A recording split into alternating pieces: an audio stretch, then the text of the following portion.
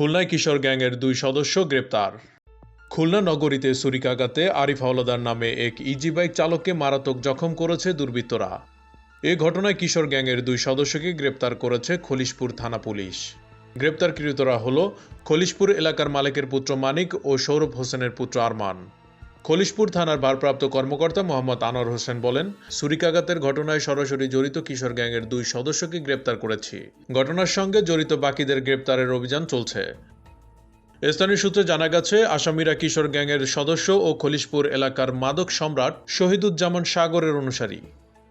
হত্যা, সন্ত্রাসী হামলা, চাঁদাবাজি, চুরি, ছিনতাই, মাদক সেবন ও বিক্রি সহ নানা অপরাধ ছাড়াও স্কুল কলেজগামী মেয়েদের রাস্তাঘাটে উত্ত্যক্ত করেন তারা। এতে অতিষ্ঠ এলাকাবাসী। মাদক সম্রাট সাগরের অনুসারী হওয়ায় ভুক্তভোগীরা ভয়ে তাদের বিরুদ্ধে পুলিশের কাছে কোনো অভিযোগ দেন না।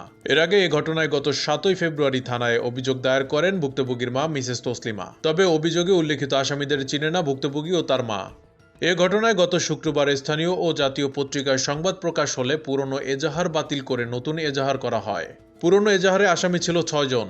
নতুন এজাহারে আসামি করা হয়েছে মানিক, নাদিম, নাটাহৃদয় ও আরমান সহ অজ্ঞাত আরও 4 থেকে 5 জন। বাদ পড়েছে পুরনো এজাহারের মামুন, আসিফ বিহারী, ইয়াসিন ও লারা হৃদয়। এর আগে গত মঙ্গলবার দিনগত রাতে নগরীর চিত্রালী সিনেমা হলের পাশের একটি দোতলা ভবনের বন্ধ গোডাউনের সামনে ঘটনা ঘটে। হামলার ঘটনায় আহত আরিফ হাওলাদার বর্তমানে খুমেক হাসপাতালে ভর্তি রয়েছেন। খুলনা থেকে ইমরানের পাঠানো তথ্যচিত্রে একটি ডেস্ক রিপোর্ট।